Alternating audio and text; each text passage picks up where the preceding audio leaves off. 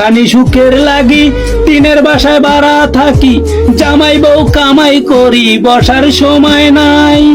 বাড়িওয়ালা ঘুরে ফিরে শুক্রবারে নামাজ পড়ে, বাড়িওয়ালা ঘুরে ফিরে শুক্রবারে নামাজ পড়ে, টিনের চালে পানি পড়ে তার তো খবর নাই।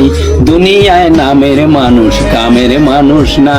আমার প্রশংসা আমার পিছনে করুন, নিন্দা আমার সামনে করুন।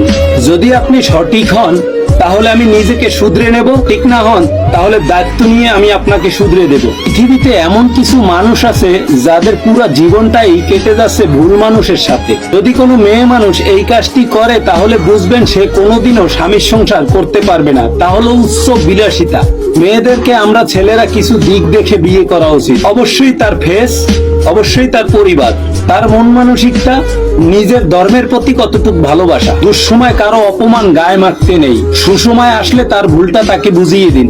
কাউকে বেশি টেক কেয়ার করলে একদিন সে ওভারটেক করে চলে যায়। ফরাজি লিটন এতিমের জীবন থেকে যেভাবে গেছে, আমার তখনই ভালো লাগে যখন কেউ একজন আমার মুখের হাসির জন্য কিছু একটা করে, যে কিনা আপনার সব সময় সব খবরই পায়, তারপরেও বারবার জিজ্ঞেস করে কি হয়েছে।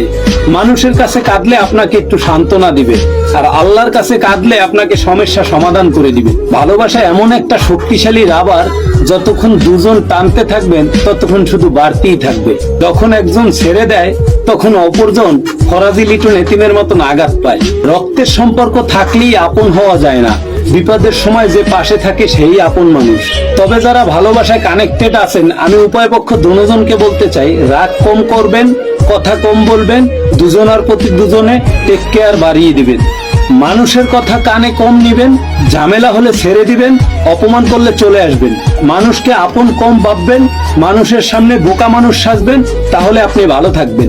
যারা ভালোবাসা নিয়ে খেলা করে তারাই শুধু ভালোবাসা পায়, আর যারা মন থেকে ভালোবাসে তারা শুধু কষ্টই পায়। সম্পর্কটা তখনই সুন্দর হয়ে উঠবে যখন ভালোবাসার টানটা দুদিক থেকেই সমানভাবে থাকবে। যদি ভালোবাসার অভাব থাকে তাহলে মানুষটাকে ছেড়ে দাও, কিন্তু যোগ্যতার অভাব থাকলে মানুষটাকে ছেড়ো না।